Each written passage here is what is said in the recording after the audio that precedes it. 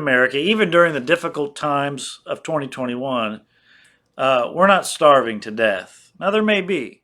We're not. Good afternoon. My name is Pastor Dustin. Thanks for tuning in to Faith Fueled Devotionals.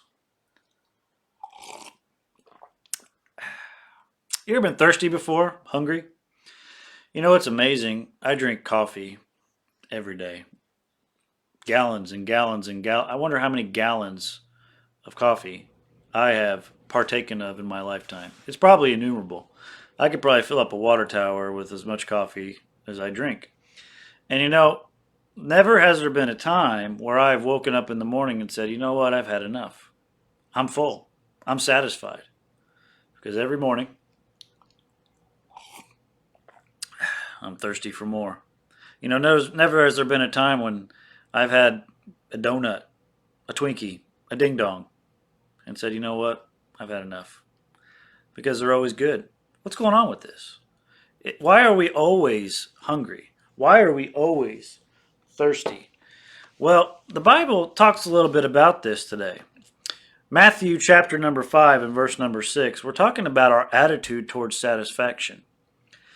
And Jesus says, "Blessed are they which do hunger and thirst, not after food, not after something that you can put in a cup, but after righteousness, for they shall be filled. Blessed are they which hunger and thirst after righteousness, for they shall be filled." He says there is something that will fill you up. There is something that you can partake of that will not diminish. All right, it will keep you satisfied. It will keep you full. And that thing which he talks about is righteousness. Now let's think about this for a minute.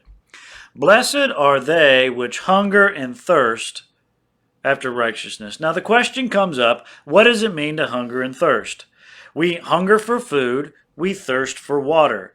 And these are two of the three basic elements we need to survive. I guess if you're going to put another element in there, it's got to be oxygen or air. We need these things. You cannot survive without food. You cannot survive without water. The word hunger means to famish or crave. The word thirst means to suffer from thirst. And these words are meant to be interpreted in their extreme form. You are blessed when you are hungering and thirsting, in this case, after righteousness. Now, let's be honest, when it comes to hungering and thirsting here in the United States, we really don't know majority-wise what it means to be hungry or thirsty. Now, there are times in our life where we get, I spent like 6 hours and my belly's grumbling. I'm starving to death. No.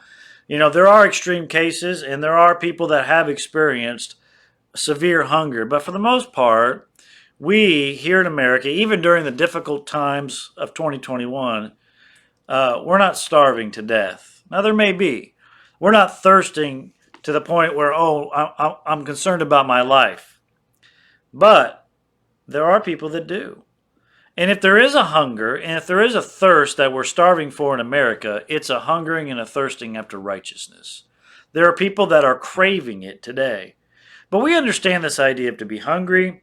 We understand what it's like to see a commercial with starving kids in Somalia who are suffering because of war or famine or other things. We get that basic idea. Here's the next question. What does it mean to hunger and thirst after righteousness? Well, as before, we are asked to embrace something that is physically negative and embrace it in a spiritual way. See, as before, mourning. We saw this a couple lessons ago. To mourn, to grieve, that's bad, right? Here's another thing that's negative. Hunger, thirst.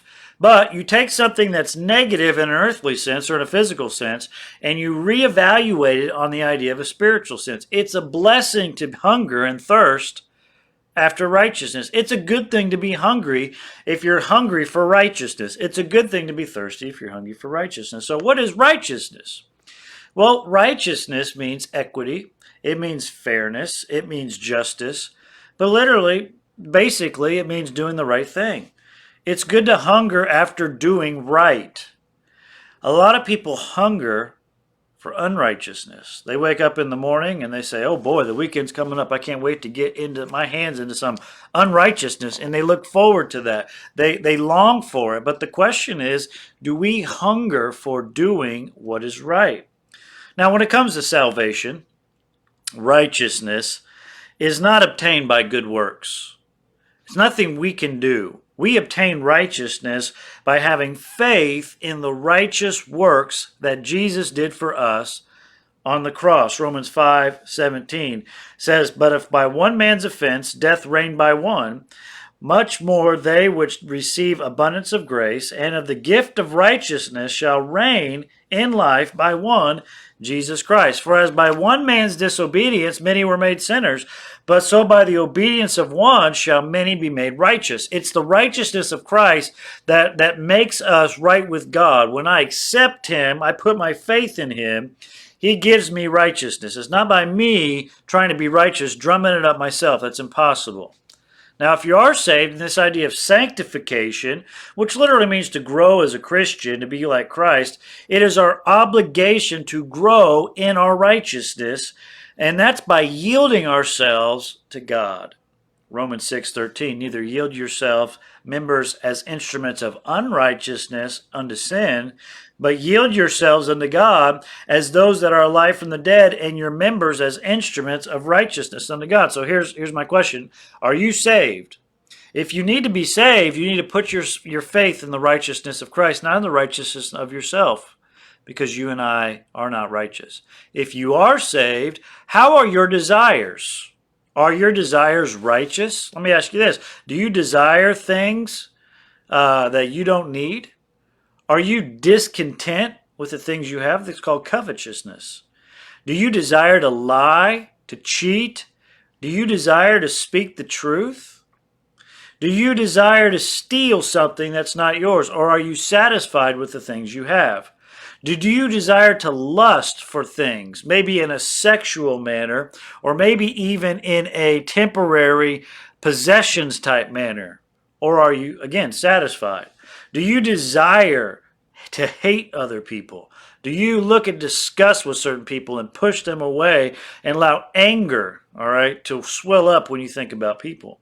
Do you desire to obey or disobey your parents? Do you disregard the Lord's day and his worship? Do you desire to curse God's name or to bless God's name?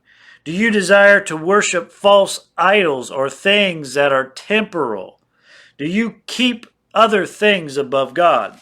I just went through the 10 Commandments in those questions. These are basic things. Where do we fall on our desires, our hunger and thirst for the right? Is it there? Is it not there? What's going on with us? How are we doing? Here's the next question. How do I, Pastor Dustin, hunger and thirst after righteousness? Well, first of all, we got to realize that this hunger doesn't come from us. It's not naturally there. This is something that our sin nature deprives us on. By nature, we desire things that are unrighteous. There is none righteous, no, not one. And our desires are right there with it. Second, in order to hunger and thirst for righteousness, we must hunger and thirst for the one who is righteous. Who is the righteous one? Who is righteous above all?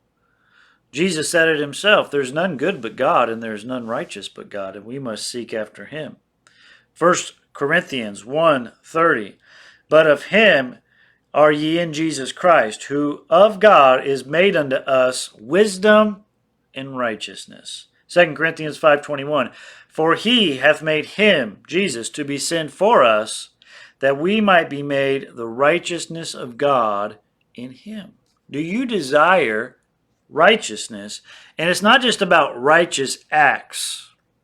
It's the righteous person. The question is, am I hungry for the one that is who is positionally and perfectly righteous? The psalmist said, Psalm 42:1, "As the hart panteth after the water brooks," thirst, "so panteth my soul after thee, O God. My soul thirsteth for God, for the living God. When shall I come and appear before God?" So really it's not about, oh, I'm thirsty to tell the truth. Oh, I'm thirsty to give. Oh, I'm thirsty to be satisfied. Really it's about, are you thirsty for him? Why should I hunger and thirst after righteousness, Pastor Dustin? Well, righteousness is life. Proverbs 21, 12:28 says, "In the way of righteousness is life." Righteousness, God says, is impressive. Psalm 36:6. Thy righteousness is like great mountains. Righteousness is power. Hebrews 1:8. But under the sun he saith, Thy throne, O God, is forever and ever. A scepter of righteousness is a scepter of thy kingdom. Righteousness is protection. God says in Ephesians 6:14, the armors of God, stand therefore, having your loins girt about with truth, and for a breastplate of righteousness. And lastly, righteousness is fulfilling. And that really brings us to the second half of the verse. Blessed are they which hunger and thirst after righteousness, for they shall be filled. You know what is the most unfulfilling thing? Unrighteousness. It doesn't fill us up. It doesn't take away that desire, but righteousness does. What does it mean to be filled? It means to be gorged. It means to be full to the brim. It means to feed in abundance, to fatten like livestock. And that's what God wants us to do. He wants to feed us to the point where we can't take any more with his righteousness. And it's not like we're going to be hungry for more. What does God want to fill us with? And the answer to that question is easy: with righteousness. And the deeper answer to that is he wants to fill us with him. So we reflect him, so we act like he would, think like he would, talk like he would. If you don't know Christ as Savior, you're longing for something greater than yourself inside of you. And you are born with a hunger and a thirst that can only be fulfilled by him.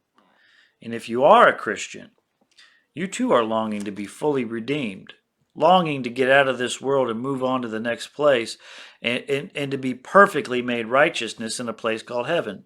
While we are not there yet, while we are on this earth, we still can be filled. And so the question is, are you satisfied? Are you filled with God and what he has for your life? I'm telling you, there's only one thing that's going to stop this hunger and this thirst that's out there, and that's turning yourself fully over to him. Blessed is the man, blessed is the woman, who doesn't hunger and thirst after unrighteousness, but hungers and thirsts after righteousness. For he, for she, for they shall be filled. Have a great day. Thanks for tuning in.